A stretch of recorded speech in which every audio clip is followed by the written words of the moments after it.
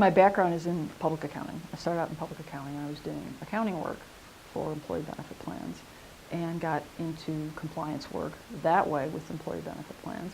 And so moving into the legal aspect was one way to A, keep progressing in that area, and B, get more involved in an area that I was already familiar with, and there was a need for people to be able to do that had a background both in the accounting piece and the compliance administration piece as well as the legal piece. So it was kind of a natural progression from the exposure I had as an accountant.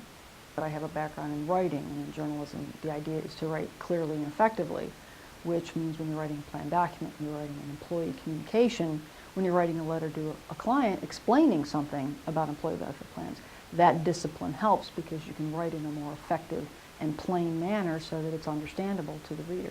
I have a special place in my heart for Dr. Seuss because I learned how to read through the Dr. Seuss books. And when I was very young, I was sick a lot. And so my mom used to read to me, and that's how I learned how to read. And actually, when I started kindergarten, I already knew how to read.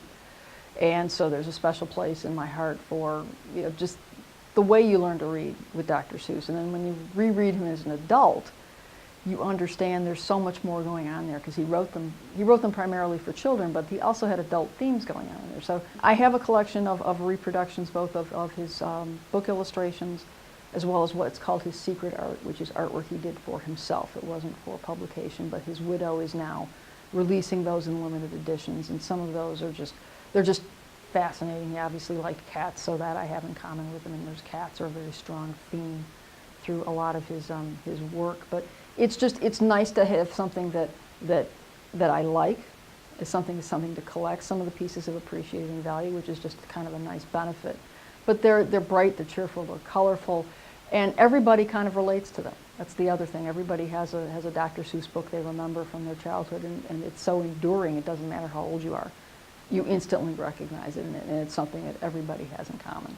I have a unique perspective in that I've dealt with employee benefit plans as an accountant. I've worked in-house administering them and helping select service providers and dealing with how the design choices you make in a plan actually affect employees, seeing that firsthand, as well as being an attorney. So when I work with a client and they say, well, I can tell them, I understand this is what the law says, but it sounds very impractical, so let's find a way to make that work.